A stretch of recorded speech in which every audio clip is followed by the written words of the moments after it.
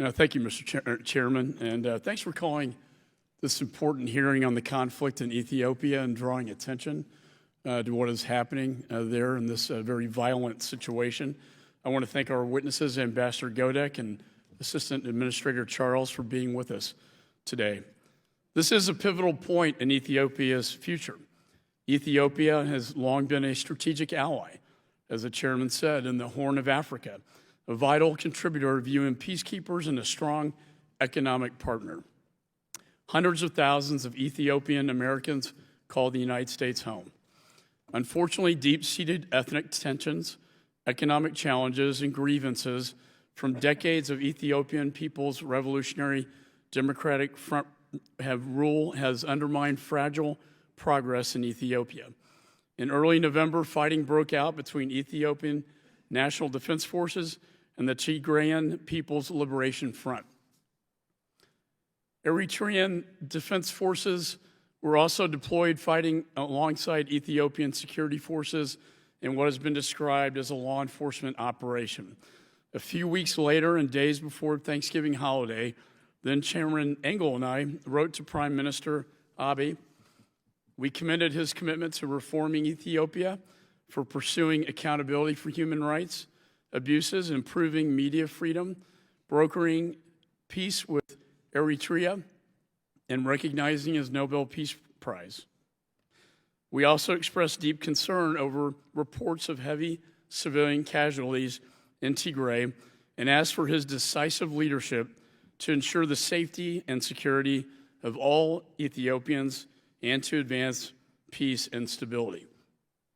7 months later, almost 1 million people are starving, and according to the UN, systematic rape and sexual violence is rampant.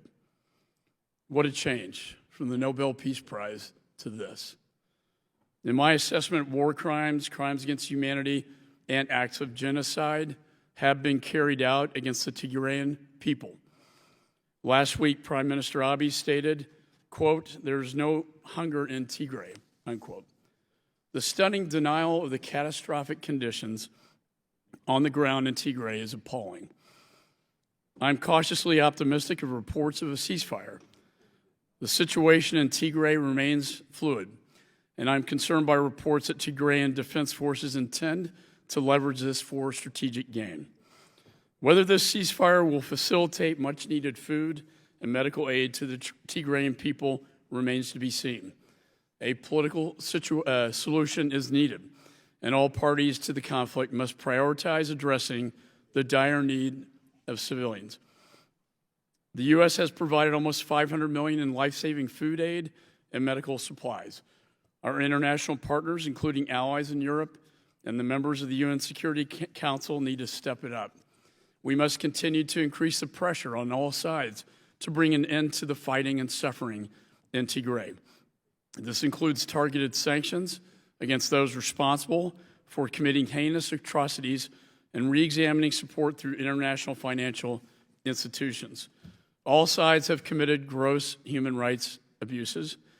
Members of the Tigray People's Liberation Front, Ethiopian security forces, and Eritrean security forces, and Amhara regional forces. The joint investigation by the Office of the UN High Commissioner for Human Rights and the Ethiopian Human Rights Commission must have full access and independence to investigate these crimes and other human rights abuses in Ethiopia. The conflict is also unraveling fragile stability in the region, including increased border tensions with Sudan, lack of progress of GERD negotiations with Egypt, Sudan, and Ethiopia, the impact of the withdrawal of Ethiopian National Defense Forces from counter al-Shabaab operations in Somalia, reports of rising ethnic tensions across Ethiopia.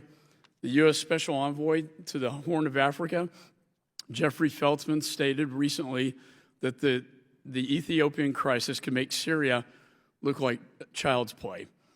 As a diplomat who spent the entirety of his 30-year career in the Middle East, this was no small warning. The world needs to wake up to the gravity of the situation before us.